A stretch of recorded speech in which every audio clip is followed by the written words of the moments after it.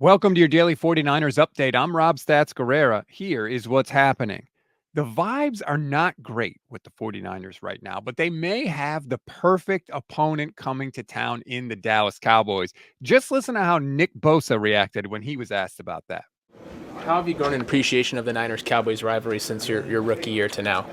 It's been good for us. I mean, we've won, I think, all of them, right? So yeah, it's been good for us. Could that be bulletin board material? Yes. Is it also 100% true? Also, yes. The 49ers have never lost to the Cowboys when Nick Bosa has played. Remember, he was hurt in 2020. But if they're going to do it, if they're going to win this week, they may have to do it without some big names. Let's take a look at the injury report.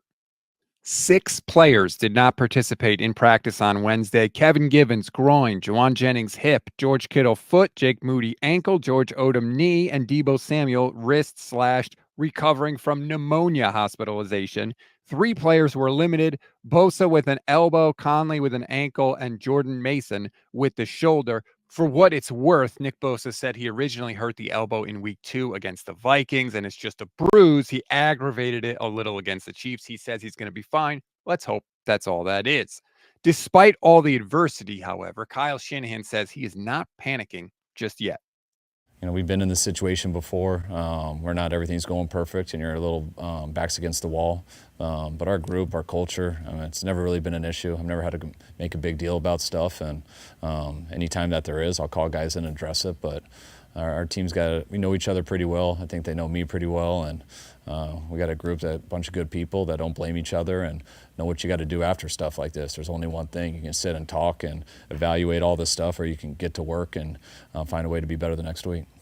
It's crazy that they have to get their backs up against the wall to get their stuff together, but apparently they do. And to that end, Fred Warner yesterday tried to calm the waters a little bit by saying they're not far off.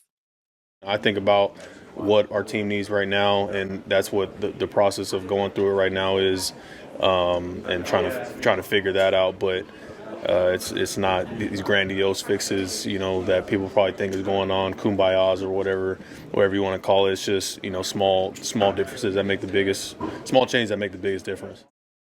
Whatever changes need to be made, let's hope the 49ers make them, because the season is on the line Sunday night.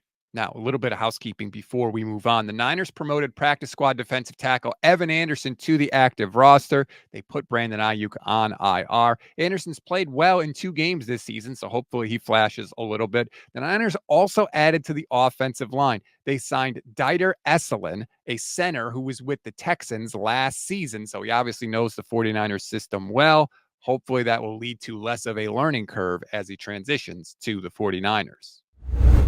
We always give you one thing to read, one thing to watch, and one thing you might have missed. One thing to read on this Thursday. Robert Saleh is apparently back in the NFL, just not with the 49ers. If you want to find out what he is up to, click the link in the description of this episode. One thing to watch. Our good friend Kyle Posey of Niners Nation did a fascinating breakdown of Ricky Pearsall and Jacob Cowing. If you are excited to see those guys, you will be even more excited after you watch what KP had to say. I will drop the link in the description of this episode. One thing you may have missed: 49ers groundhog John York appeared at practice. Remember, Jed York is the CEO of the 49ers, but his parents actually own the team.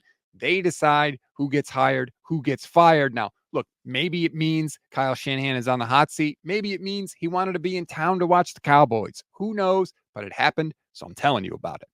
That's a wrap on today's 49ers in 5. Please rate, review, and follow the Gold Standard Podcast Network wherever you get your audio pods. Like and subscribe to the YouTube channel as well. Click the bell so you get notified when we're live, which is every single weekday and after every single 49ers game for you. Enjoy your Thursday, everybody. I'm Rob Stats Guerrera. We'll talk later today.